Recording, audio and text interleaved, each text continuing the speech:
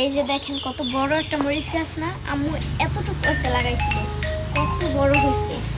এখন আমরা দেখবো এই একটা গাছ থেকে আমরা কতগুলো মরিচ পাই, সাথে আপনাদেরও দেখাবো। এই যে দুটো শেষ, দুইটা নাও। বড় এটা। হ্যাঁ এই যে, হ্যাঁ এটা ভিতরে ভিতরে আছে, দেখ বলে অনেক মরিচ হয়েছে মাশাআল্লাহ।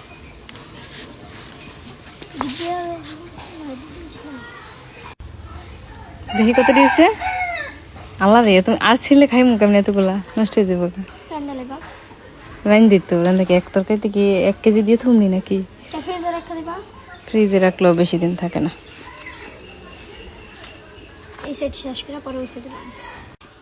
কি সুন্দর মরিচ হইছে গো। ওই যে ওই ডালটার মধ্যে দেখ কতটি। কোনটা? ওই যে এটা এটা। হ্যাঁ বড় বড় এটা বেশি একটু ধরো। তাতে আর লাগবে না, আর লাগবে না, রাখবো গাছে থাক।